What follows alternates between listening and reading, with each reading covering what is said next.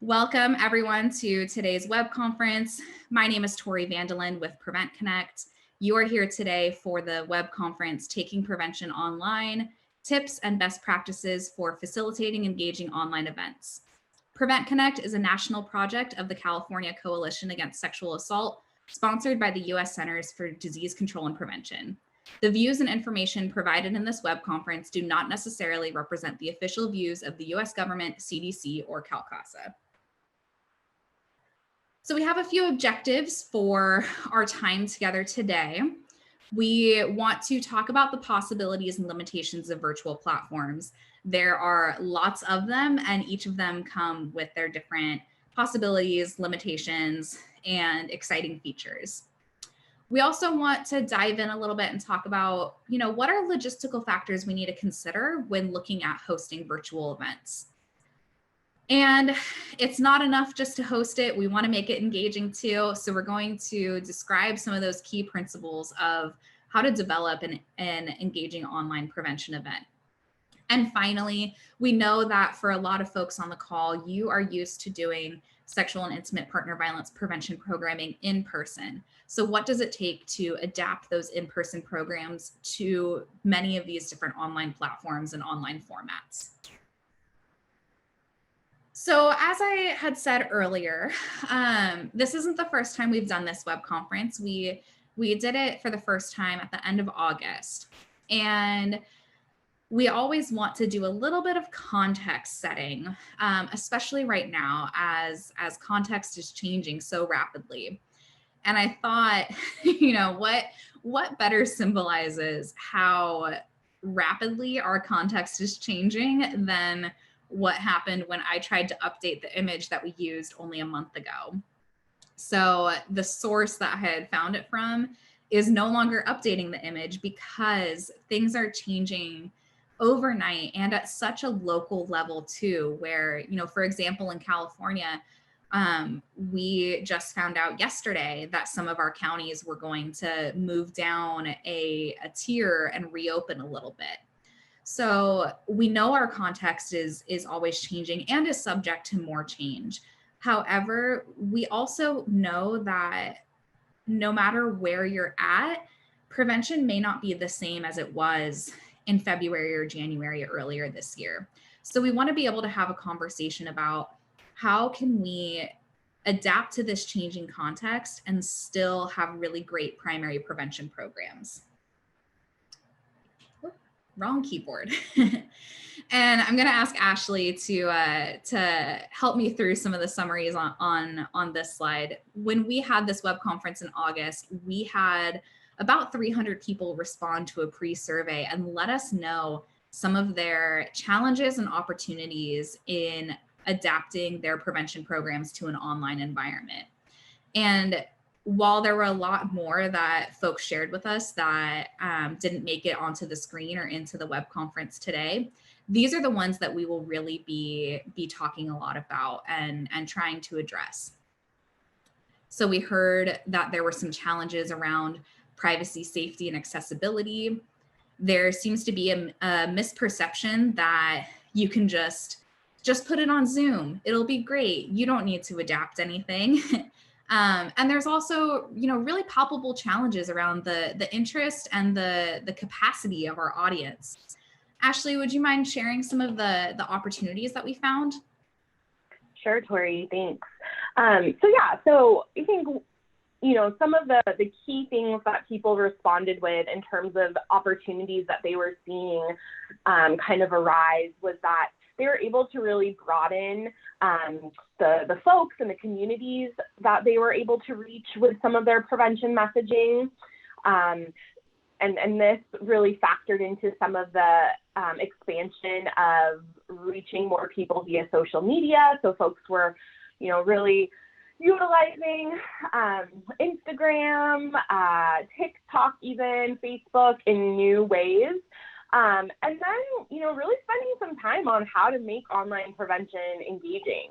And so what does it look like to try to engage people virtually when so many of us are used to being in shared physical spaces with folks? So as Tori said, this is such a a new and big topic. And we will be looking at future opportunities to be able to discuss more specifically what prevention may look like online. But these are some of the things that we'll be able to address today.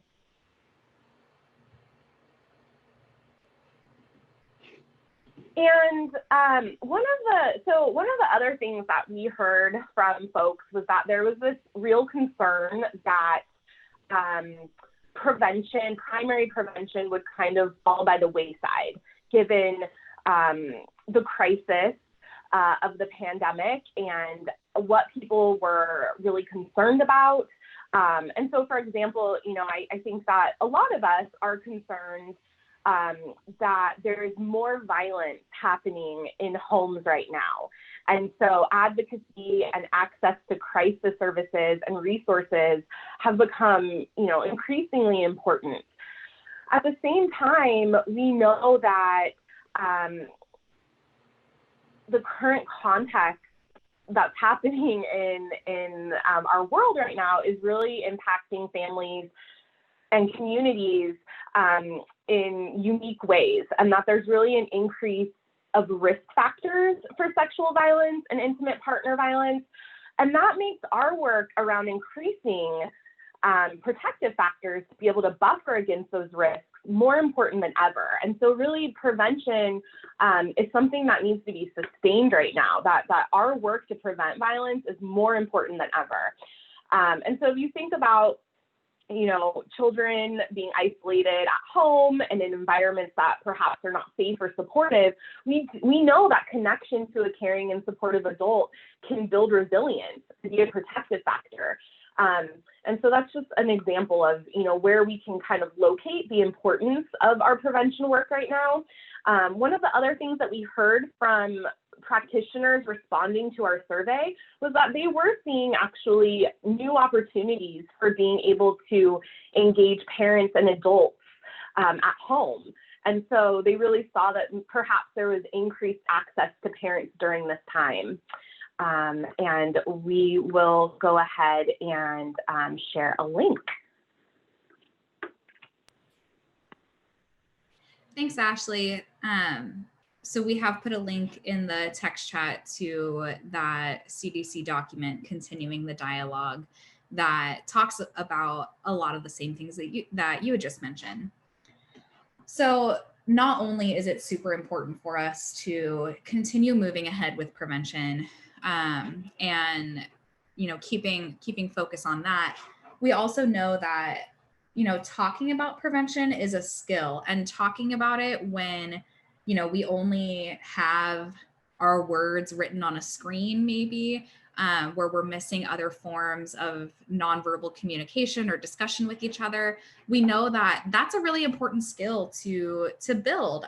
And especially, as folks are moving more and more to social media and other online presentations. So we just wanted to share these two research guidance documents on how to message and reframe sexual violence prevention for folks who aren't necessarily involved in the work every day. What are the best ways that we can communicate? So it's a skill that we continue to build, and it's a skill that is really, really, really, really critical right now.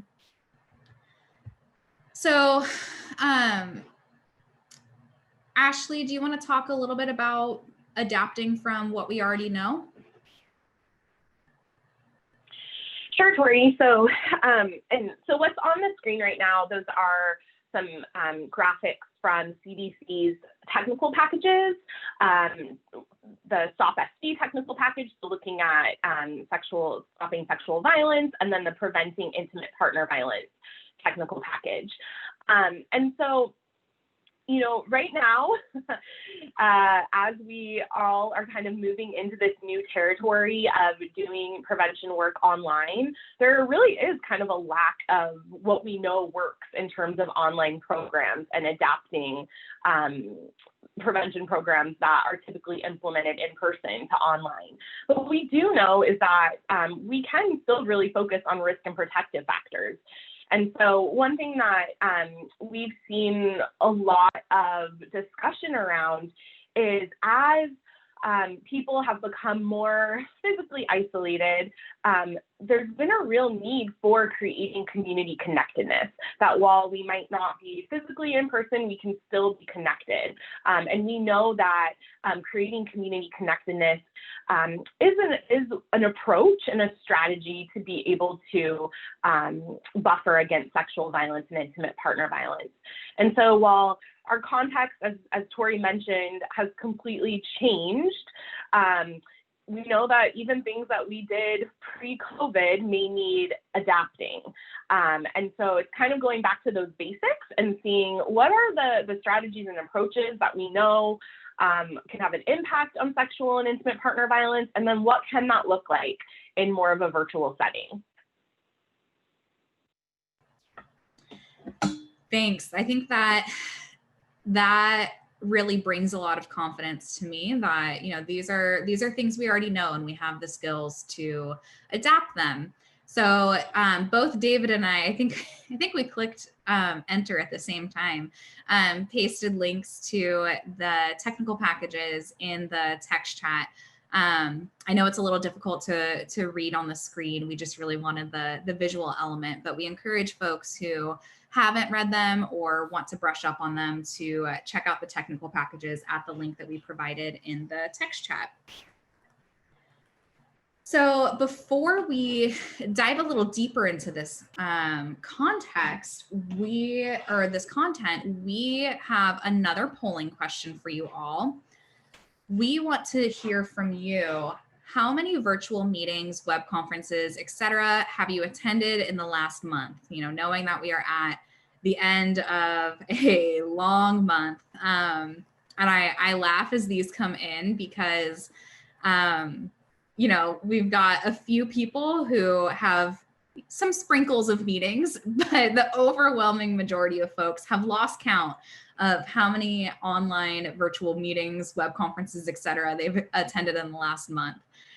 So with 75% of people voting, I'm going to go ahead and close that and share the results so you all can see that, you know, you're not alone in this. Has been 6 months of, you know, back-to-back Zooms or whatever other conferencing platform that you're on, that you're doing.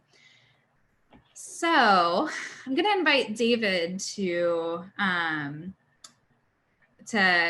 come back into the conversation. You know, we know that we're on a lot of virtual meetings, but what are the possibilities and limitations of all of these virtual platforms? What are some things to consider? So David, take it away.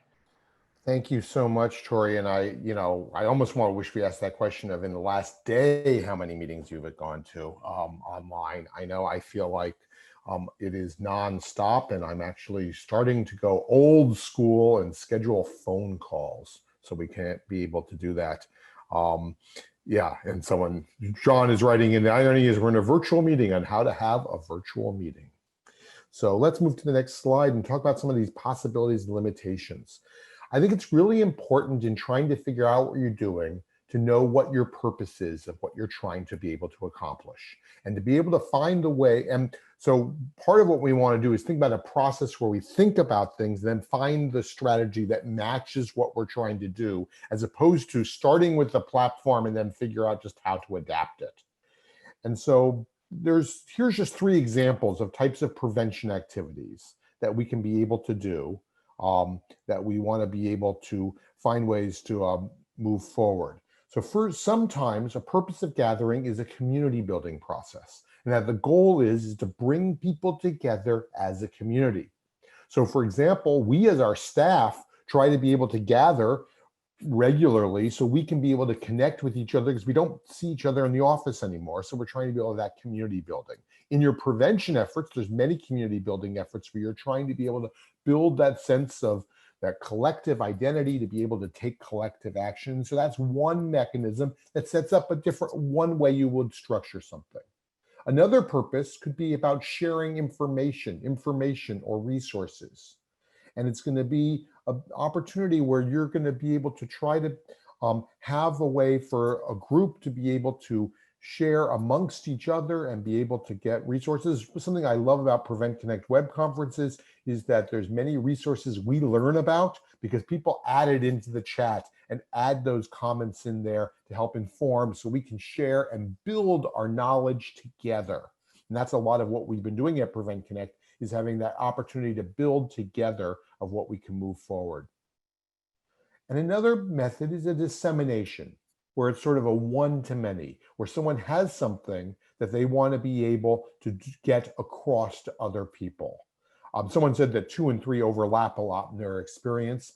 And it's true, sometimes they overlap, but it's often helpful to clarify what your primary purpose is, because you're going to use different mechanisms to be able to find ways to do it. So a dissemination is often when we have, often when we're working with researchers and having them share the results of their study, that's something that we're disseminating the results. Sometimes though, the nuance for this between the second one is sometimes we want to have a topic about how do we address an issue and want to get ideas built from everyone. And we can do more than one, but you're going to be thoughtful about how you move forward. Let's move to the next slide, please. The next piece is you need to know your audience. And as you saw from the pictures of Ashley with her pig there, and Tori often with her dog that she has, you can see our dog picture here, but you want to know your audience and about who your audience is. And this is an old standard about doing any type of communications or community organizing, is know who you're trying to reach. But for working online, there's a couple things to be very aware of. One is you have to be aware of what people's internet bandwidth is. Now, when we started PreventConnect, gosh, over 15 years ago, time goes, that was a time that many people were on dial-up connections, right? Yes, in the text chat, if you remember dial-up connections. I know I'm aging some of you, who can remember, and if you remember that tone that you had when you did a dial-up, that's embedded in my head. We didn't put an audio clip. There's probably some people, I can hear, Beth can hear that tone.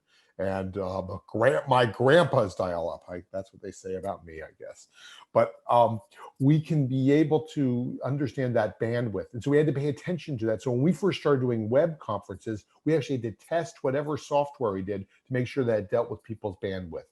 This is still relevant today as people are trying to be able to figure out what platforms they're going to be using, because if people don't have a good internet, if they have not strong internet bandwidth, then you want to pick things that are going to be able to work forward and be able to find ways to be able to do that. Oh, I love that. Get off the phone. I need to use the computer.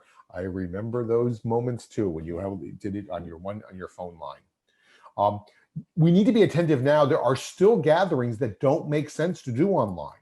I was talking to a group recently that was working with parents in their community, and the parents was much more effective to gather for socially distanced gatherings in the park because people didn't have internet access and they needed to find ways to connect, and that perhaps the internet solution wasn't the solution, but you want to be aware of what the bandwidth abilities are. You want to be aware of accessibility needs and how you can be able to reach people with different abilities and be able to find ways of moving forward. At PreventConnect, we always have captioning in all of our web conferences, regardless of whether anyone requests it, because we want to be able to increase that accessibility. One thing that we have learned, and I saw this in the comments earlier, is that with COVID, some people have actually found services and prevention activities more accessible now, because we've created options for people not have to show up to some places and move forward. But there's also limitations in accessibility that can take place by doing things virtually. So we can want to be able to move forward. So great. So wonderful. We also have security measures to be very attentive to. And many of us have heard about Zoom bombing. This was a word that a phrase no one heard until the beginning of the pandemic, and these are where people come in and disrupt pieces and Zoom sessions, and this is done on different platforms. And so there's certain security measures that you need to be able to do And on the accessibility, there was also ASL interpretation. And I know when we hosted the National Sexual Assault Conference, we prioritized having ASL interpretation for all of our sessions to make sure that that was going to be available in addition to the captioning.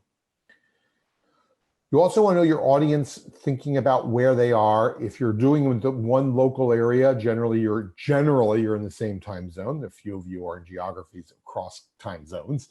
But when you're doing work nationally or internationally, you have to be very attentive to time zones. For those of you in Hawaii who are joining us, you are getting up very early in the morning. And I didn't notice we had a European or India joining us. So for them, it's very late at night. And the other part to be aware of is the Zoom fatigue and any type of online fatigue, and to be aware of how long you're going to schedule a session, how long people are able to participate and be able to engage. And so those are pieces that you want to be able to be aware of. Next slide. So as you're doing this, you want to be able to think about, when you thought about, we've talked about the audience that you're doing, you're talking about the purpose of what you're doing, and then you want to decide what method you want to do.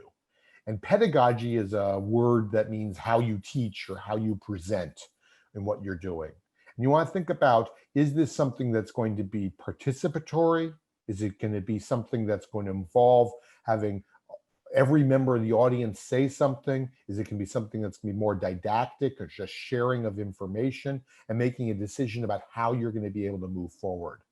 What you can do for a group that's going to be 10 people is very different than the currently 307 of us that are on right now. Another part to think about is this something that's going to be done real time, like we are now, or is this something that's going to be done asynchronous, or something that's basically recorded that people can join at any other time? And there are different ways you would design your product based on doing that. There's a real advantage to real time because you can have that engagement and the connection with each other. Yet there's a chance that you only get people who can join us at this particular time. And while we'll have recordings of these sessions, like we're recording this session is not as good when you're getting a recording of a live session than if you design it for something that's going to be recorded or designed to be an asynchronous type of presentation. PreventConnect's e-learning modules are designed to have interaction with the audience, but it's not done, but it's designed that you can do it at any time. And there are just different considerations that you can be able to do. So I think it's important to think about these different elements as we do it. So let's take an example. So Tori, I think you're going to play we're going to do which methodology would you choose? So I think we're going to give a couple options. So let's see. Okay, we've got two options here. The first one, which methodology would you use? You want to disseminate information on basic definitions of consent that are outlined in a school or campus conduct. You want to do this as an asynchronous or a real-time event. The second one, which methodology would you choose? You want to build skills and have your audience discuss ways to ask for consent in online interactions or when having socially distanced dates. Do you want to do that asynchronously or real time? So go ahead, and I only see 1/3 of you have voted yet. So we're trying to get to at least half of you voting. So go ahead, which methodology makes sense, whether it's going to be disseminate information on definitions of consent, or which ones to be able to do to build skills and ask your audience to discuss ways to ask for consent in online interactions. Great, thank you so much. Tori, can you share the results with people? So for the first one, which method would you choose for the scenario of disseminating information on basic information of consent that are outlined in a school or campus code of conduct? 78% of you said asynchronous. And the advantage of an asynchronous is this is something that can be available, that you're actually disseminating information one to many. And so it's a way that it doesn't matter that there's going to be the same group of people there and that it can work really well. Now, there are advantages of real time, so you can have conversation. So 21% of you have been doing that. For the second question, someone said, wow, socially distanced dates. Yes, that is where we are now. Socially distanced or physically distanced dates may be the more accurate term. For the second one, if you want to build skills and have your audience discuss ways to ask for consent in online interactions or when having socially distanced dates. 96% of you said real time. And I think that that really makes sense because that's a way that people learn from each other and with each other. And that discussion is the key place, and that you're really looking at that purpose. And so as you're doing these are really important questions to be able to ask and consider. So thank you, Tori. We'll stop the sharing of the slot of the poll, and we'll move on. So I think I am now going to bring this to my colleague, Ashley, who's going to talk about the principles of online engagement. Thanks, David. All right, so principles of online engagement. We first want to share some of the newer articles and tools that we have recently come across that have been helpful in helping us think more about how to create online engaging meetings and web conferences and events. So the first that you see here, and we'll put a link to this article in the text chat, but it's an article on equitable community engagement.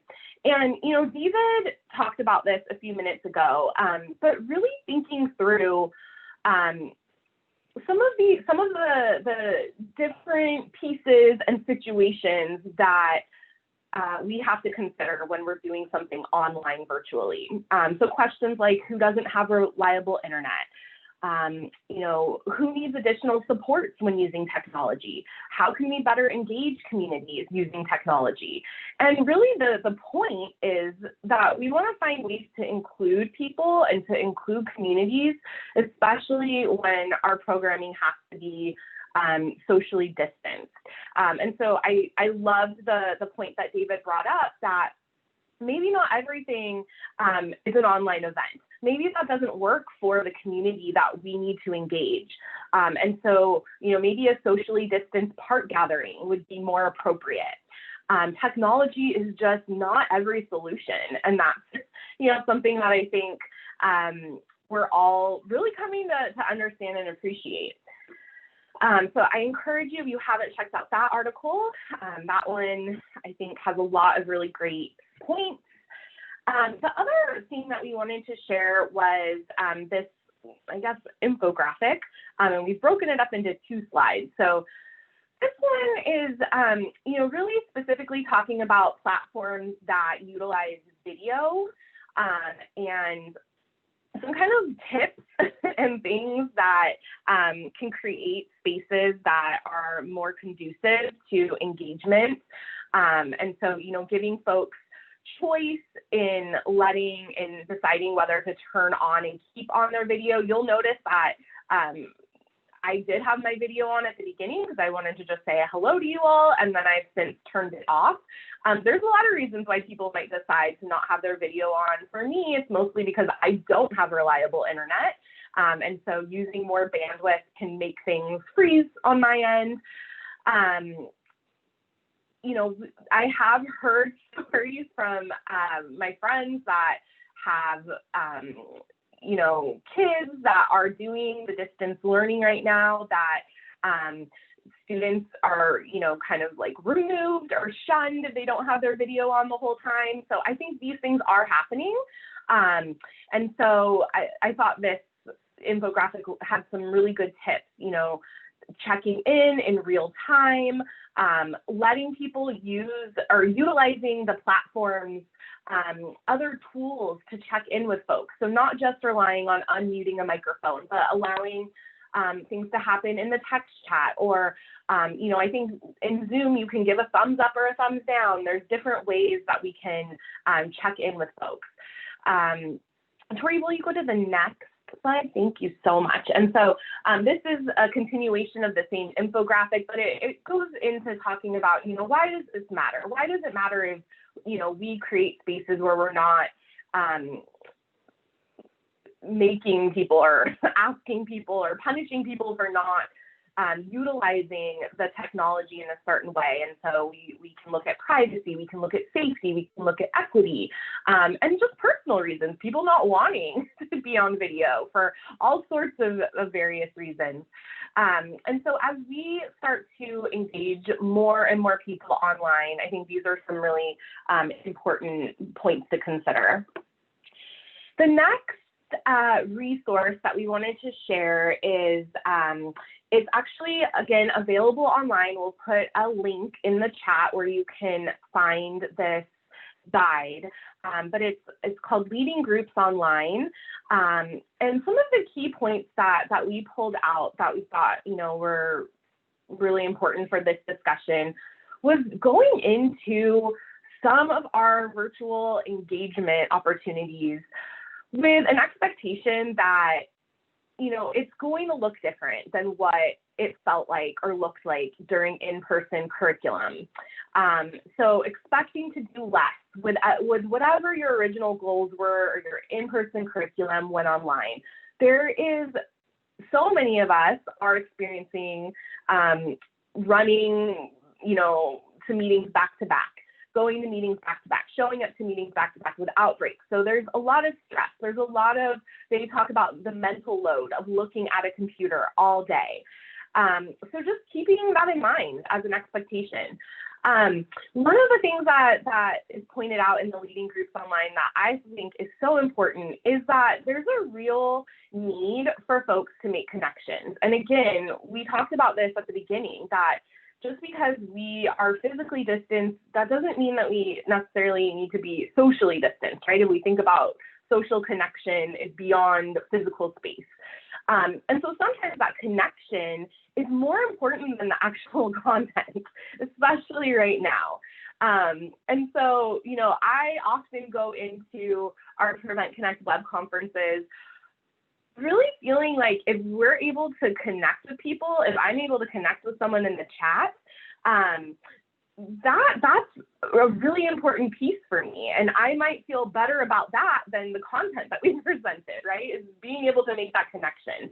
The other thing that I think is, just a good reminder for all of us is that there's just a lot happening. And so give ourselves that space, that grace, to laugh off, things that happen with technology.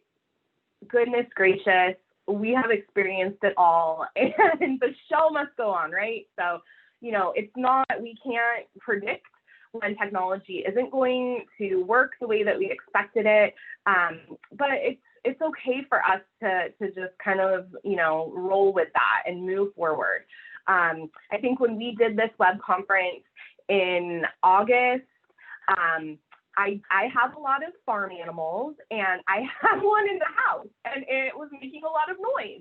And that was, I felt very flustered about that, but you just have to make a joke about it and move on. So really giving ourselves a break, knowing that we are showing up in a way that is true to ourselves, and we're doing the best that we can, and just, taking time to think about these issues is doing so much more than, a lot of people probably expect. So I think with that, we did want to hear from you all, and we're going to take a couple minutes to have you think about this question, and we'd love to get your feedback on it in the text chat. And then also, we do want to kind of practice some of our tips. And so we want to give a quick couple-minute break if you need to grab some water or do a bio break. So we will do that. So we will do 3 minutes for you to respond to this. And thanks, Jody, thanks, Sarah, for already popping in responses in the text chat. And then feel free if you need to grab water or use the restroom or what have you, go ahead and do that.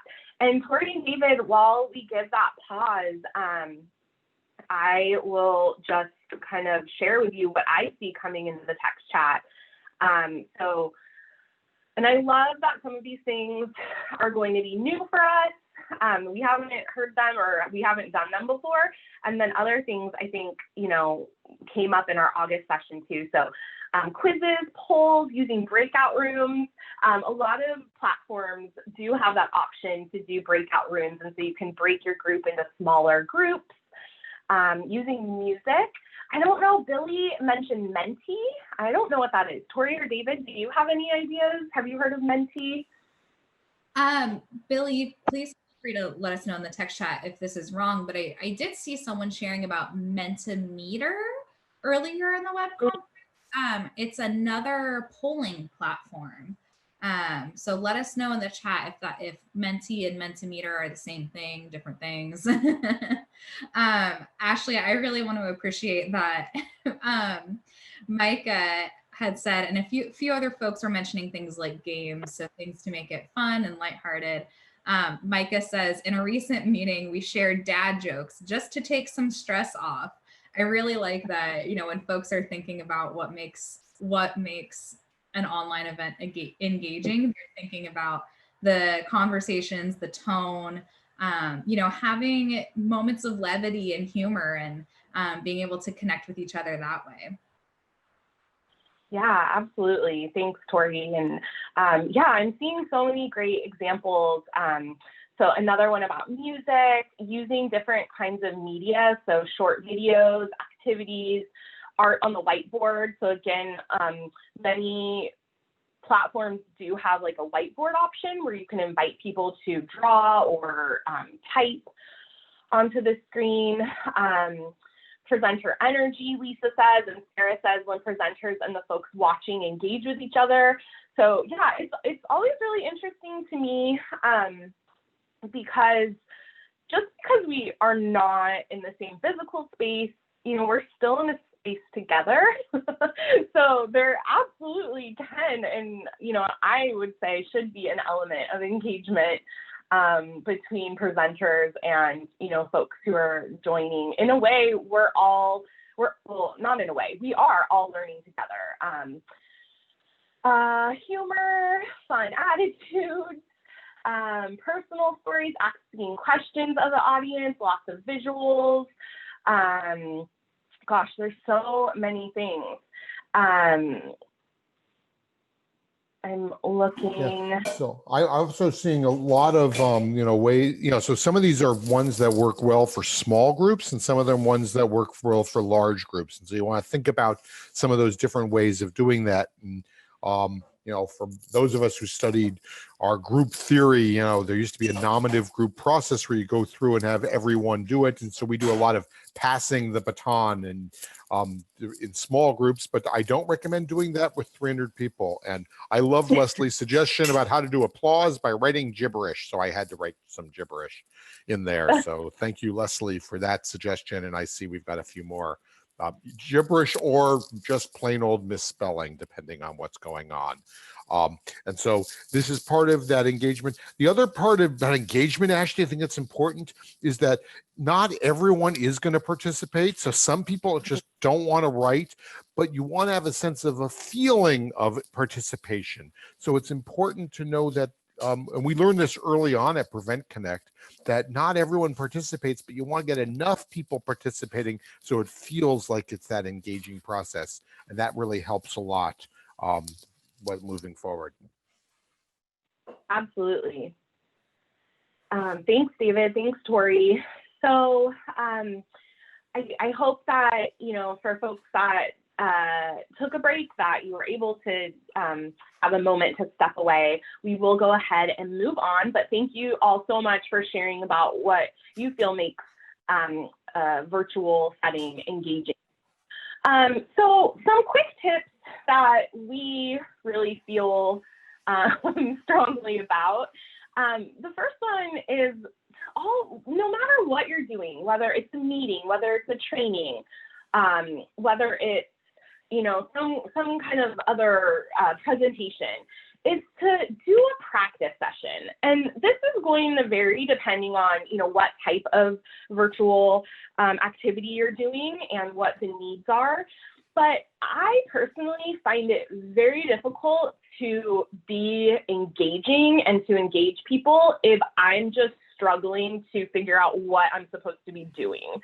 And so this obviously takes, time and planning, but I do think it is a really important tip for being able to be as engaging as possible.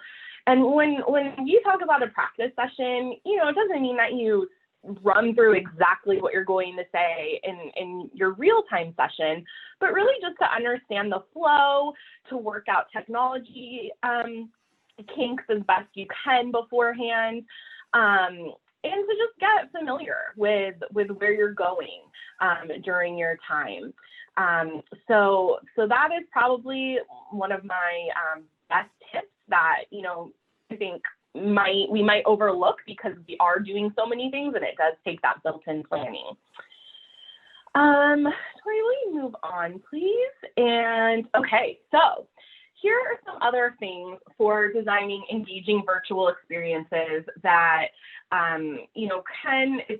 some of it is a bit logistical, but it can really help you set yourself up to be as engaging as possible. And so again, these things are going to take multiple people, and I do realize that many of you are probably working on a team of one, but if you do have that extra support, identifying and assigning different roles during your engagement activity is really, really helpful. And so again, this is going to depend on, is it a small group that you're facilitating, or is it a larger group? If it's a larger group, these roles will probably be more important than if it's a really small group of folks meeting. But having someone be the host and be the facilitator, kind of set that tone. You saw that up front on this web conference. We can use it as an example. Tori really acted as a host to welcome people in, to kind of facilitate through our beginning and some of the questions. Will you have presenters? Is this something that, you were just putting on, or are there going to be other presenters that you're bringing on? What kind of prep do you need to do with them? I am very comfortable presenting on a PreventConnect web conference, but if I'm asked to present on another web conference as a presenter, I really appreciate being able to have a practice session, being able to know what platform we are going to be using. So, understanding that presenters will probably need some of that information. Again, if it's a larger group, you can expect that there will be at least a person or two, or maybe more, that will experience technical issues. And so is there someone that you can direct people to send a private message to and help work through some of the technology pieces? And then if you are going to be relying on the text chat function as a way to engage people, having someone who's really just, keeping tabs on what's happening in the text chat. What are the conversations? Are there questions coming up? And someone to be able to respond to some of that has been really helpful in helping us stay engaged. Another tip, and I think, these are not some of these are really common sense, but I think when we're doing things online, it can be easy to lose sight of it because, we don't have to think about travel time and that type of thing. But starting on time and ending on time, I think it's important to always be respectful of people's time, but especially when we're doing things virtually and we're packing so many meetings into our days. And then one thing, another thing that we tried to really model at the beginning of this web conference was a short tech tutorial. It's really hard to expect people to be engaged when they don't know how to use the technology that you're asking them to use. And so even just showing folks, this is where you can access the text chat. This is where you can access the closed captioning. This is where you can, find the phone line if you're having trouble with your your internet audio. That can be really helpful and help engage people. And so, just doing a really quick tech tutorial to get folks familiar.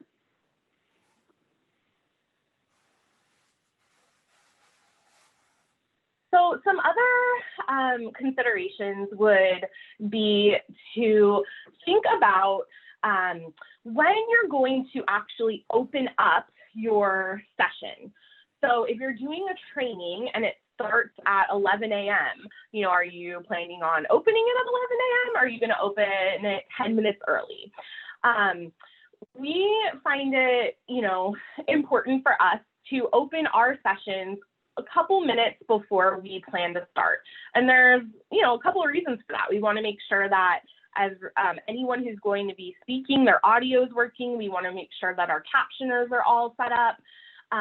But we also don't just want to act like we're not in the same room together, right? So we try to fill the air at the beginning with welcoming folks to introduce themselves, to let us know, where you're located. And I think that is really important in helping to create connections and to feel like people are welcomed in to engage with the presenters, with the host, with the moderator, facilitator.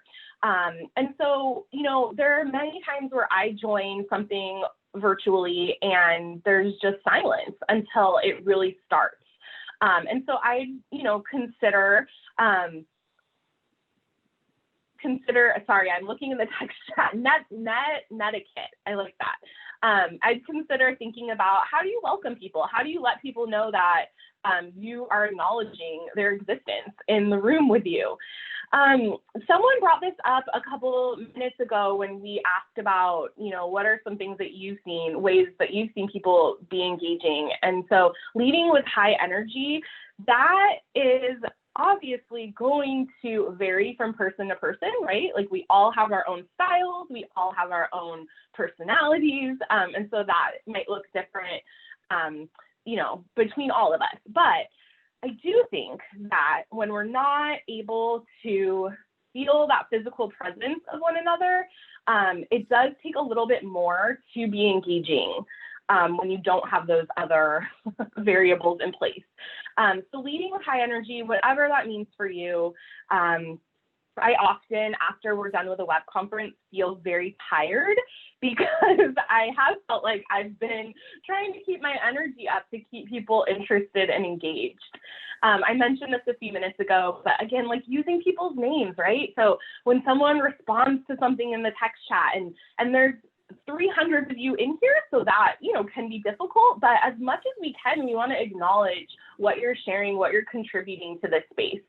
And that goes to this idea of really treating us all as collaborators, right? We're all in this room together. We're all learning together. And so I think it's important to treat each other that way.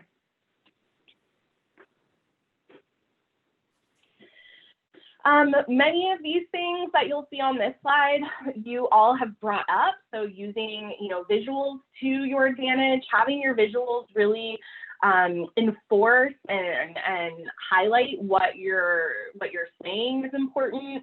Being spontaneous and flexible, I feel like that is a muscle that I've had to build over the years. Again, because that comes with, number one, conversations sometimes go in different directions, right? When you're engaging people online, that might look different or feel different than what we're used to. But also with technology hiccups, it's really important for us to just kind of be spontaneous and flexible. We have a kind of a goal that whenever we're doing something virtually, we want to try to engage folks every 15 minutes by having you touch your keyboard. So that could be by, launching a polling question. That could be by posing a text chat question and asking folks to respond in the chat or the chat box. That could be putting us all into breakout rooms, using some type of audio or video, or asking folks to react using emojis, depending on the platform. But really, like, as you build your workshop or your meeting or your presentation or training, thinking about every 15 minutes, how are we throwing it back to the audience? How are we, building in those engagement pieces as we think about our content? I think that's really important. So here we go, a question for you all in the text chat. We'd love to know, what are other ways that you've seen people engage their audience or online participants? this definitely is not an exhaustive list. These are some of our kind of like go-tos, but there are many other ways, and people are getting so creative, which is really exciting personally for me. So Casey says, get up and stretch break. So having some type of break where there's some type of movement, or I've seen it with like breath, intentionally asking or reminding people to breathe. There are so many games that folks are putting in the text chat that I have never heard of, so thank you. There's, fun gaming, polling tools. A couple people mentioned Kahoot. Oh my gosh, Jody, a scavenger hunt. That sounds really fun. Actually, we did a family Zoom scavenger hunt in my family a couple weeks ago, and that was really, really fun. Trivia questions, a dance break, that would be fun. Bingo, an art break. Larissa says nothing. They're very draining, which I feel also. Silent disco break, Jeopardy, moments of yoga and meditation. I love that, Chanel. Thank you all so much. Show your pet to everyone. That's actually my favorite, Sarah. I wish I could grab a little piggy and show you how cute they are. Yeah, so thank you all so much. These are so great. I am going to be scrolling back up through the text chat to see what else you all have had to say. But thank you for sharing with us. Tori, I think I'm passing it back to you. Thank you. Yeah, great to see all the comments from everyone, and love the seeing people's animals and pets make things more engaging. I won't wake mine up from her nap. She might get a little angry at me, but I do want to give a special thanks to Sema in the text chat, letting us know what some of the netiquette or net etiquette is that they had found. So kind of like good manners when using the internet, where to position the camera to show face and not other body parts, not to participate if you are in public or with sound on around children due to the topics we address, mute and unmute if other people are in the house making noises, be aware of your home background. That last one really resonates with me because when we started working from home in March, the only space I had available in my apartment, if I didn't close my bathroom door before Zoom, you all could see my shower curtain. And, so yes, being aware of what is on the screen and when. So we are going to take the next little section of this web conference to talk about some logistical factors to consider. And as we go into this conversation, we want to have some shared understanding that there's a lot of options out there, and folks are with different decision-making capacities all over on this call. So whether or not you are able to make that decision on licensing or whatever else you need for the platform, we just wanted to have a little overview of there's no shortage of options, and every time we do this web conference we learn about so many more too, including the fun game stuff and polling and trivia that people are typing into the chat. And I know folks were sharing a lot of their games. If folks can reply to Judy's chat about, is there a free website for games? Let Judy know. I feel like folks in the room probably know that. We also want to know, what virtual web conferencing and meeting platforms are you familiar with? There's no shortage of them. It kind of feels like there's a new one every week, or there's a new tool within a platform that people can use. So let us know in the text chat, what are you familiar with? Adobe Connect, WebEx, Zoom. I've been making the joke on staff meetings that we need a staff bingo card of all of the different web conferencing platforms. And so as we're presenting with other groups, we get to mark off one of our bingo squares, and we're going to have Zoom be the center one, since that's what we use with PreventConnect and CalCasa. So I am seeing lots of Zoom, Google Hangouts, WebEx. I'm seeing Blue Jeans, GoTo. We are saving the chat. You will receive an email in the coming weeks when that is available and formatted. We remove everyone's name before we publish it online, but yes, you will receive a copy of the chat. Teresa says that the state uses WebEx, but it's not as accessible as Zoom. Folks are using Microsoft Teams, Google Meet. So there's no shortage of options.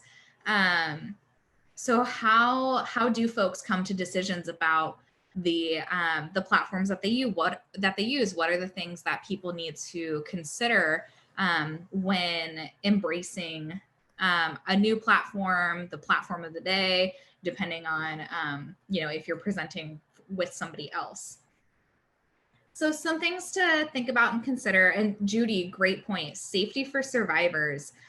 What are the safety and privacy mechanisms within the platform that may impact how survivors are able to interact with it? So we also think a lot about how easy is it to use, both for hosts to learn and navigate during the session and for participants to be able to join on too. So not just the bandwidth issues that David had discussed at the beginning of this web conference, but once you're on and connected, how easy is it to interact and engage with people and do the things you need to do in your event? Some other things to consider are what's the size of your audience, or what's the ideal size of your audience, and how can the platform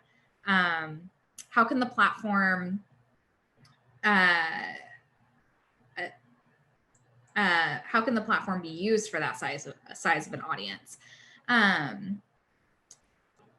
And folks are giving some suggestions in the chat about safety with different platforms. So thank you for all of that. And again, knowing that folks are within institutions and agencies where these things to consider may not be totally applicable, because others have made the decision about what platforms they will be using.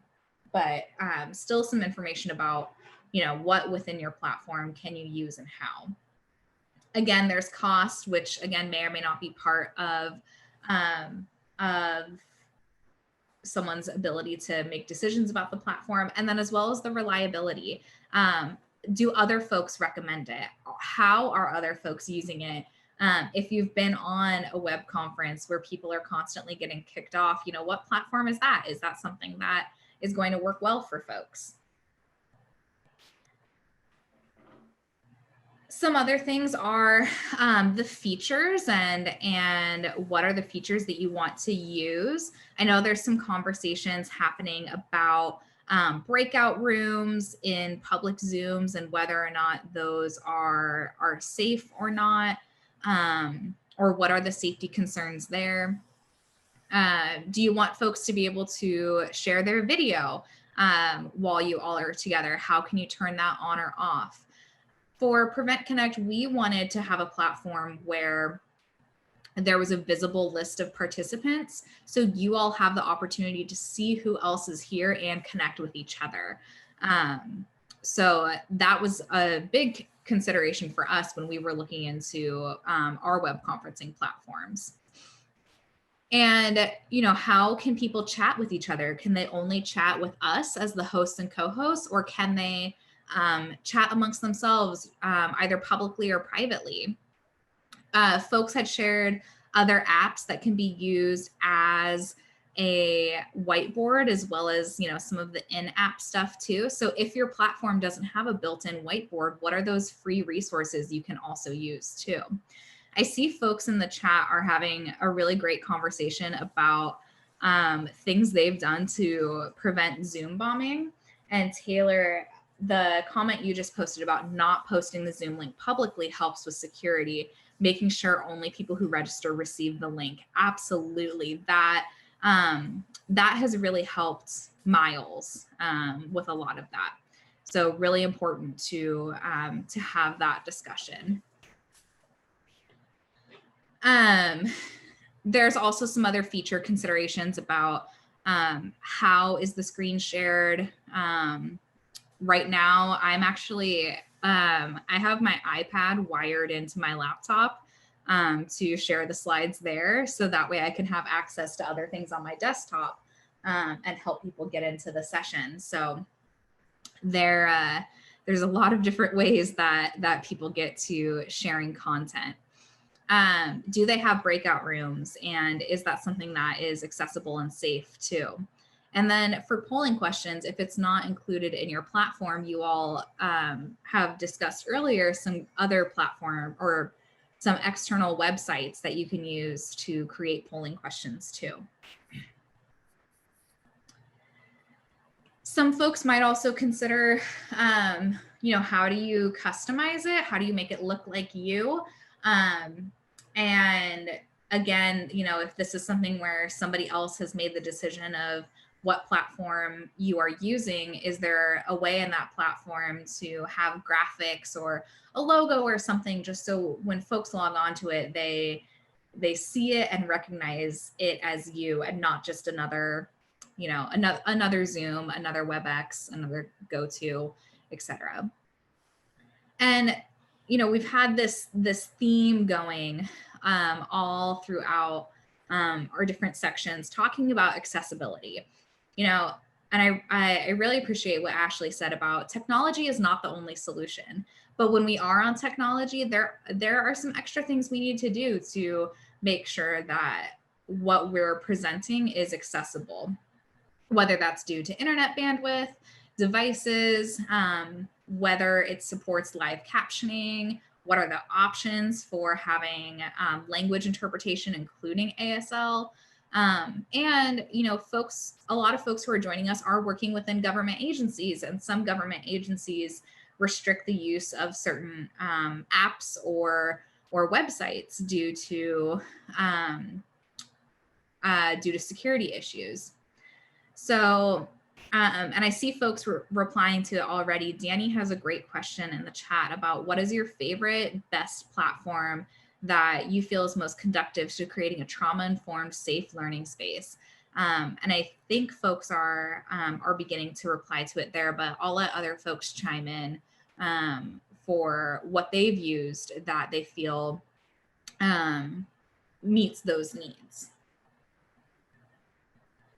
And we've talked about this a lot, because of Zoom bombing that we all started learning about in March, wanting to make sure that these events are secure. And it's not just for Zoom bombing too. When we're talking about security, we're also considering the being trauma informed, making sure that we are protecting survivor safety in spaces and not re-traumatizing folks too. And as folks had said before, registration links tend to be a little bit more secure than join links. Also in registration and follow-up, and it kind of goes into the last point on data and evaluation collection.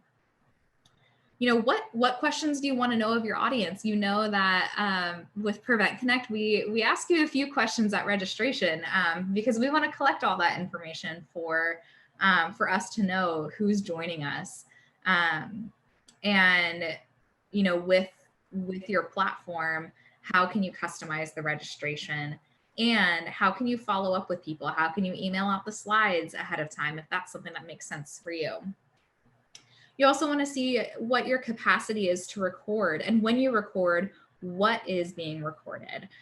So right now, what's being recorded is my voice and the slides on the screen. If I turned on my video, it would pop up in a little corner in the recording. And then, as always, something to think about with really anything, but especially platforms included, is the customer service. Are folks going to be able to answer your questions or help you out when things go wrong? Because if we've known anything about technology, especially in the last 6 months, things will go wrong. I have a question from Louie about how are you utilizing your tablet and your laptop at the same time? So I have a cable that I connect into my tablet and into my computer. So when you go to screen share on Zoom, it gives you the option of, do you want to screen share from your desktop, from a certain application on your desktop, or do you want to screen share from an iPad, iPhone? We're all on Macs, so it may be different on Windows or PCs, but on a Mac, it asks if you want to screen share from a tablet or iPhone via cable or via AirPlay. And I choose the cable because if we're on AirPlay, then I leave the fate of the web conference up to how well my home internet wants to support multiple devices at once. So always go with the cable option when I can. So we have one more question we want to ask folks. We will open it up to more questions from you all. I know that I've seen David replying to a lot of the text chat stuff. I know I've probably missed some. So as we ask you all, what are your takeaways? What additional questions do you have? I want to invite Ashley and David to talk about what they see going on in the text chat. Tori, well, just one specific question from Lisa, the cable that you were talking about, is it, what kind of cable is it? It's a Lightning to USB-C cable. If you're a Mac user, you can find it on the Apple Store. That's how we found it. So if you are working on all Apple devices, that has been the best option for us. I'm not sure what it would be for a PC device. I saw one person says they had 3 devices that they know a someone who uses 3 devices.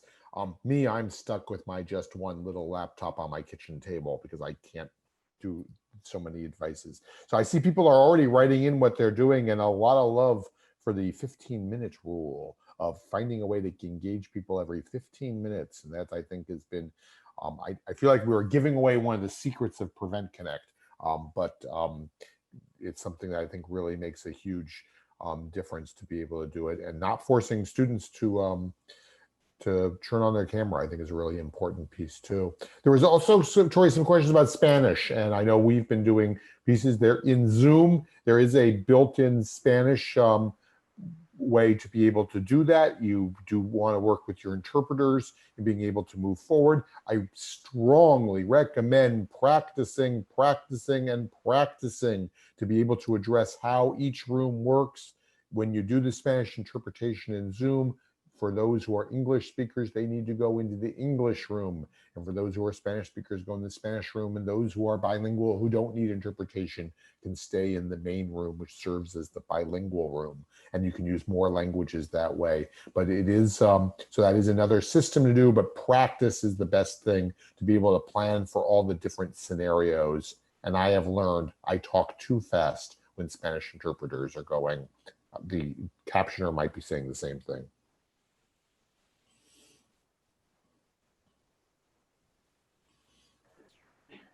And I see, go ahead, Ashley. Sorry. I was just going to say, so I've just been trying to read through the text chat. So there was a comment earlier that I wanted to just call out because it really resonated with me, and I'm sure other folks. And I'm so sorry, I don't remember who said it, but the comment was about how this person does struggle to stay engaged in virtual events because there's so much to look at. There's so much going on. And that's something that is very real. Having so many people responding in the text chat is so exciting and so wonderful. And at the same time, it can be really overwhelming. And so that's just another reason why you do have that extra support. Having the ability to have more people looking at the text chat is great. But oh my gosh, someone's cat walked on the keyboard. That's adorable.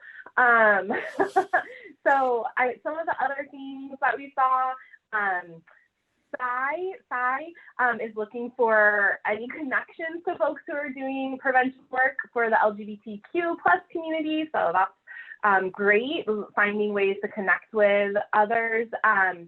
You know, I think that there was a comment about just showing up as ourselves and, you know, giving ourselves that space and you know, oh, here it is. Danny says, show up in a way that is true to ourselves and doing the best we can. Yeah, gosh, I feel like that's all we can do, right? Is just be ourselves, and that's the way to connect with people. Honestly, at least I feel that way. Ashley, I think you raised some really good issues. I think about looking at the different roles. I saw Amanda just posted about having an educator or an advocate monitoring the chat, uploading links and being presentations, being able to highlight resources. It's also helpful when we have guests on our sessions, we ask them that they don't need to read the chat, and it's our job as the host to bring that body into the conversation. And we have because we've been doing these so many times, we know how to read chats really quickly, and it's a skill that does take time to learn how to do it because it is distracting, and we'd much rather have our presenter focus on what they will do. And then if there's a good question that comes in the chat, then we as the moderator or the host bring the question into the conversation. And it's just a good way to break out roles. Thanks, David. I just got a private chat. I'm going to read aloud and ask that folks answer it in the public chat. So it says, filling out surveys after programs are so important. We're struggling to get people to take our surveys after virtual programs. It was much easier when we were all in the room together. Any advice? So I'm going to let folks give their advice for surveys in the group chat in Zoom.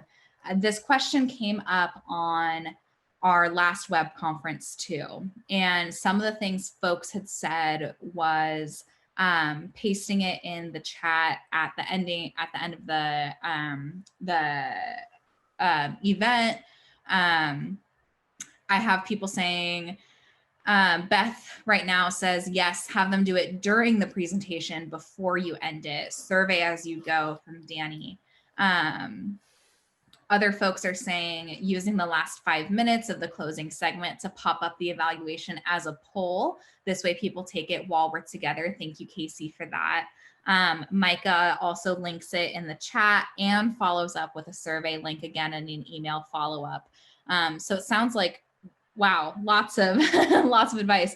And Irvine says, do a giveaway for those who compete. We love free stuff. We love gifts. We love thinking that we might get one if we fill out a quick survey. So of course, having the certification tied to the survey. Micah, have you taken PreventConnect surveys before? Because that's what we do. The survey counts for attending. Yes, absolutely. So lots of great suggestions coming into and you know, to bring humor into this. David, I'll let you repeat aloud what you just said in the chat.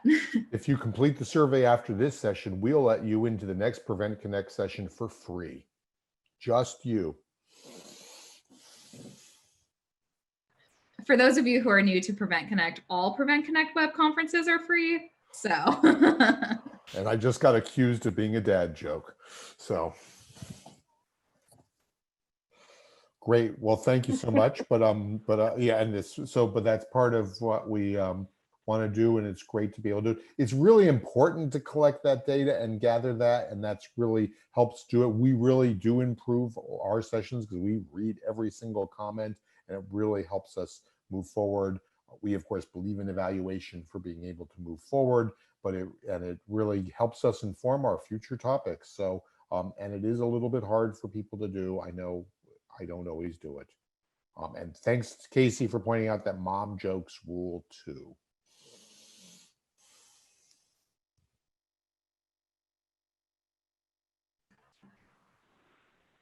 So we are in our last 9 minutes or 8 minutes and something seconds of our web conference together today. We have some resources we want to share with you, but we also want to leave room in the chat if there are other questions that folks have. I know folks are still sharing their wisdom about surveys, when, how, with what device, or with what platform in the chat too. So give folks a little bit to think of some questions, ask some questions. David and Ashley, I'm going to send this one over to you from Radhika. Best platform for doing a live video viewing and interview? Well, we have used, we've used Zoom. We've used, we used, there was one that Tori and I actually did, which was a combination of Netflix party and then followed up with a Zoom call. I'd love to hear other suggestions on ways. Facebook Live is one that's a really good way. You do need to make sure Facebook Live around getting your permissions to be able to share the screening. So you can't just screen something on your own. So you want to be sure that you're adhering to that. I know that when we hosted the National Sexual Assault Conference just a few weeks ago, that Facebook Live was able to reach a really tremendous audience. And so that's a real strength to be there. So Facebook Live is one that I'm seeing lots of love for. Facebook Live. There are some people that just don't want to touch Facebook because of the company, but that's part of their recommendations for software on e-learning modules. Oh, that's a whole long conversation. I'll turn that one to Tori or Ashley, who do more of that than I do. I feel like this is a trick question. Just kidding. Tori, do you have any thoughts about software for e-learning modules off the top? You know, I would say just kind of, okay, here's my big tip as a general rule, whether it's for like some kind of virtual engagement platform, doing a live video or interview, or doing an e-learning module. Most of the companies out there, you can get a live demo, you can get one of their sales reps to set up a meeting with you and walk you through it.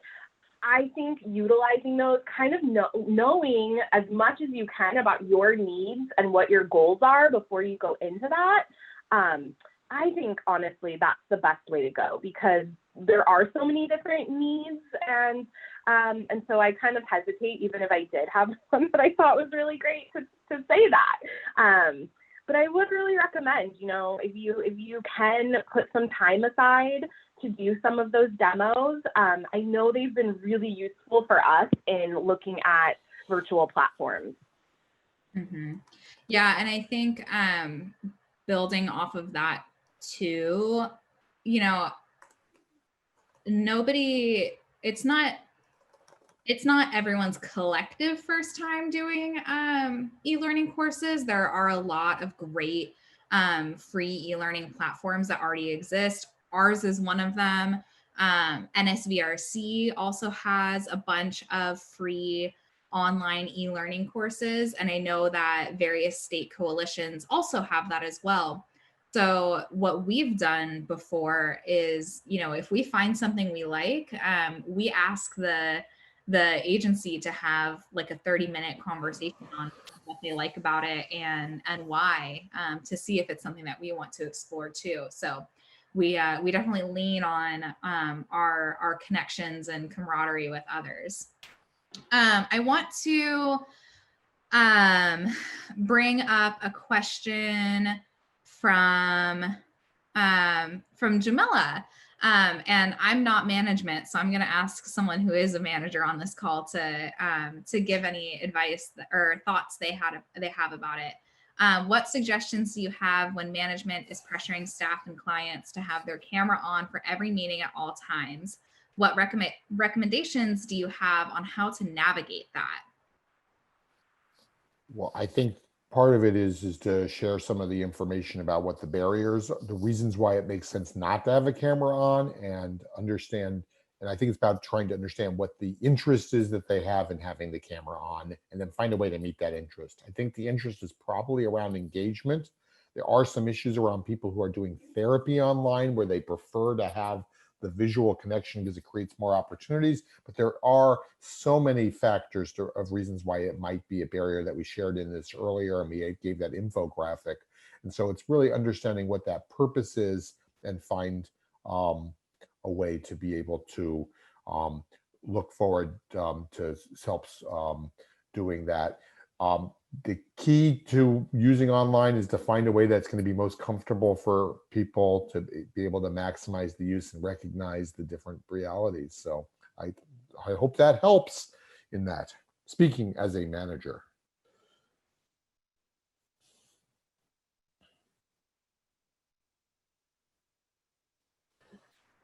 Okay, Thanks. there's so many great questions and pieces, and I know we only have 3 minutes left, and so we are not going to get to everything, but people are going over and asking and being able to move forward. There's a whole question around disclosures. I suspect we are probably going to be doing an entire web conference coming soon, looking at the issues about disclosure and how we do that within the prevention context in virtual spaces, because that's actually a very big issue, and we're actually working on doing it. It's complicated because everyone's got different state laws and pieces of that, but we're moving forward. And I love we're sharing. So Tori is sharing resources. Tori, do you want to say something about these great resources that you are sharing? Not much. We talked about most of these resources earlier in the web conference. Just wanted to give folks the link again in case they, since we're nearing the end of the web conference, if they wanted to open those up in their browser. We also added one that had come out between when we first did this session and today, from Futures Without Violence, translating your in-person education online. So, just the longer that we're in this situation and in this context, the more resources folks are going to be publishing. So really thank everyone for joining us today. We do also want to let you know that we are continuing to have conversations on PreventConnect about how the COVID-19 pandemic has impacted our work, and have done that on previous web conferences this year too. So we'll give you all links to that. I see folks are still adding resources in the chat, so really excited to get this text chat transcript out to everyone at the end of this web conference. Thank you for being here. Thank you for your engagement and participation. Thank you for sharing all of your insight and wisdom, and all of the things that you all have done to really continue these prevention efforts during this this unique time. So this concludes today's web conference. Thank you all so much for joining. Take care.